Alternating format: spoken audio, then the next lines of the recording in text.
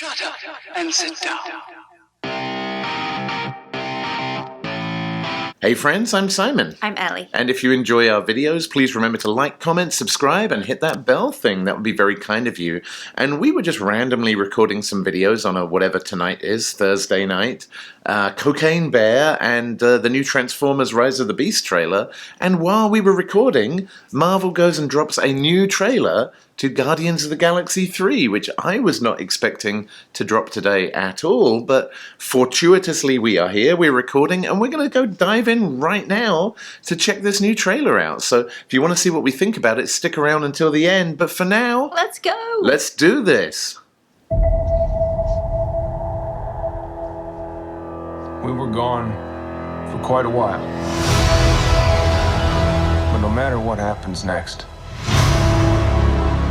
the galaxy still needs its guardians. Oh, the uniforms. Hello. We come in peace. Aww. Come on, Drax. Seriously, dude? No! Ow!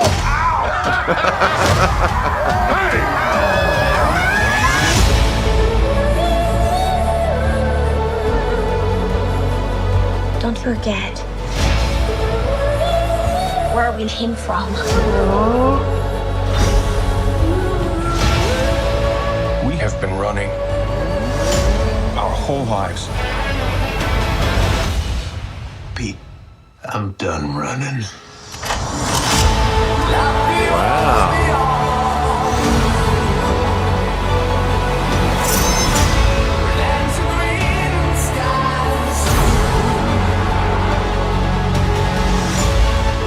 We'll all fly away together.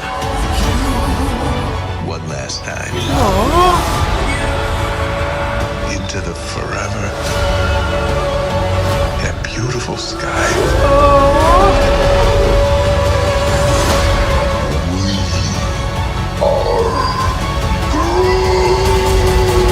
Oh my god.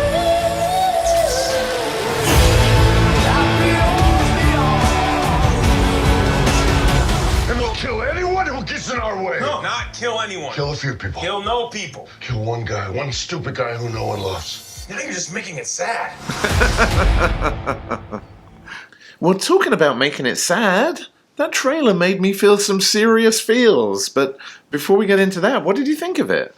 This, obviously, because it's a teaser trailer, we haven't seen very much, but we do get a few glimpses. I think one of the things that I'm looking forward to is getting to see a bit more about Rocket Raccoon's origin story. Yes. But it does, I'm a little bit worried because it seems that we're going to see his background and then maybe that might be the end of him. Yeah, and I remember our buddy Kevin Smith saying that he was at some, maybe it was D23 or Marvel or some San Diego Comic-Con or something. He was talking about watching a private teaser for Guardians 3 and saying that there was just something about the emotion in Rocket Raccoon's eyes that made him cry while he was watching the trailer, and his family were all making fun of him for it, but I now completely sympathize because the amount of emotion that you can get in a CGI character's eyes is unbelievable. But yeah, I agree, like, if we can find out more about where he came from, there was a time where he was hugging like that otter type character. Just, do they come from some kind of weird animal world? Is it in the past, or is that why he leaves the Guardians of the Galaxy to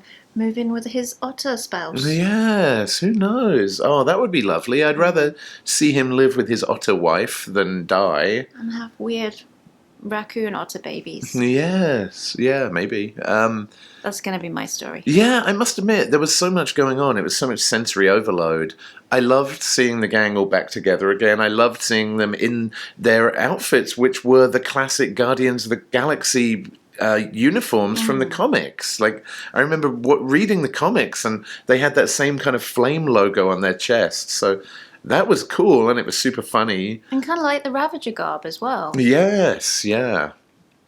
But I don't know. I liked it that it sort of focused on them and their family and the emotions that they built when they started off as this ragtag gang who just didn't get along at all.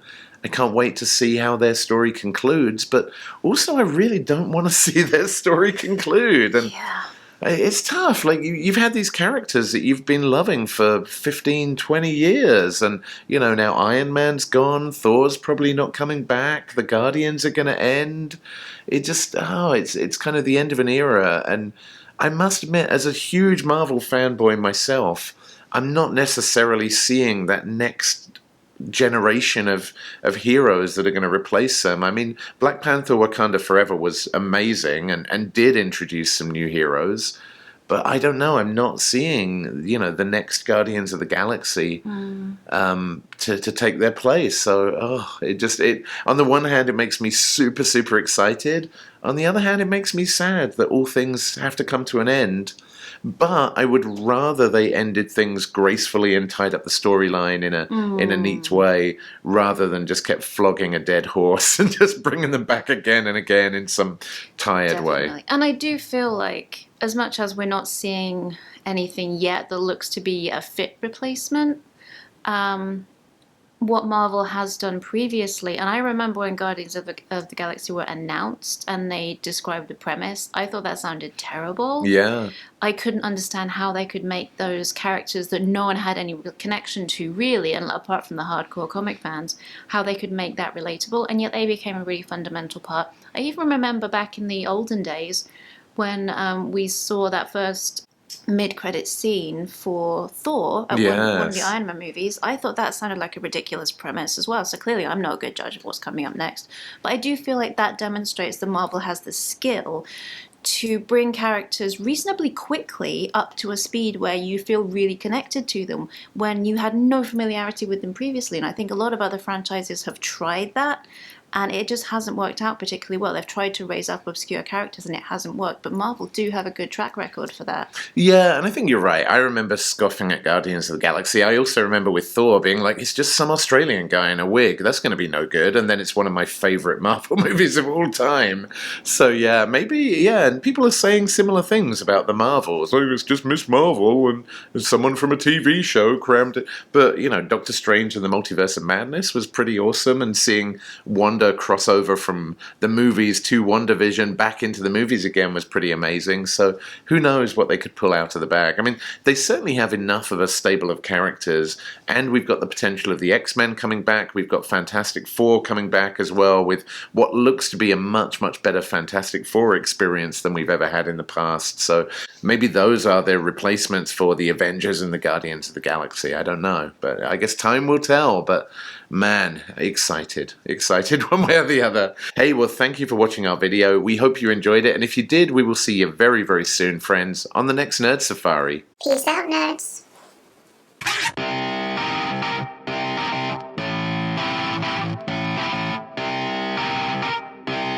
Shut up and sit down.